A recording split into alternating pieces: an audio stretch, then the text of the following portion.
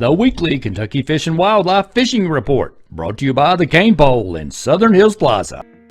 Hi, this is Andrew Stump. I'm a fisheries biologist working for the Kentucky Department of Fish and Wildlife Resources, and I deal with aquatic invasive species, or basically, organisms that invade aquatic habitats outside of where they are typically found. Here at Kentucky Fish and Wildlife, we work hard to help protect the ecology, diversity, and economic value of our natural water resources. This includes implementing programs that can help manage the impact and decrease the spread of undesirable invasive plants and animals. Did you know the best way to avoid impacts caused by invasive species is prevention? Aquatic invaders that become problems in Kentucky are typically very good at surviving in new environments and often only need to hitch a ride to move from place to place. This is actually pretty good news, because protecting a large fraction of Kentucky's habitats from invasive species can be accomplished simply by controlling their access to our waterways through three simple actions: clean, drain, and dry. Cleaning and physically removing aquatic life from our commercial and recreational equipment allows us to leave invaders behind. Even if plants and animals are too small to see or equipment is difficult to clean, hot water and cleaning products make surfaces far less habitable for pesky hitchhikers that might be tagging along.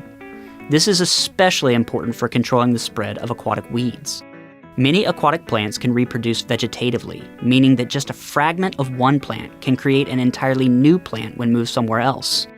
That being the case, you can imagine how easy it is to accidentally transport unwanted aquatic weeds throughout the state if they're caught clinging to a boat or trailer. Equally important to keeping surfaces clean is draining areas that hold water. Although aquatic invaders are often referred to as tough, especially when considering their ability to survive the challenges of new environments, they all have one weakness: they are tied to water. The less water we move around, the more difficult it becomes for them to survive and spread throughout our aquatic systems. By removing plugs, properly disposing of bait and bait containers, and shedding excess water off of equipment and out of live wells, we make it harder for aquatic invaders to hop around. Always remember to drain as much of your equipment upon exiting the water, where it was last used, and before you travel. Additional draining should always be over dry land and away from other water resources so that aquatic invasives don't have the opportunity to get back to their underwater environment. Finally, after pulling the plug on invasives, we need to allow time to dry.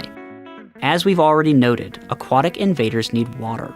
Chances are, if we have cleaned well and drained off the majority of our excess water, it is unlikely invasive species transport will occur. Nonetheless, small reservoirs of liquid left behind can still hold some pretty troublesome ANS, like the highly destructive zebra mussel, or it can keep others from fully drying out. Therefore, it's important to allow several days in between visits to different waterways, or surfaces should be wiped down with a towel before that equipment is used again in a different location. So, whether you're out this winter catching sauger below dams, targeting bass off points, or pulling crappie off of deep brush piles, remember to clean, drain, and dry, and together we can help stop aquatic hitchhikers and protect Kentucky's waters from invasive species.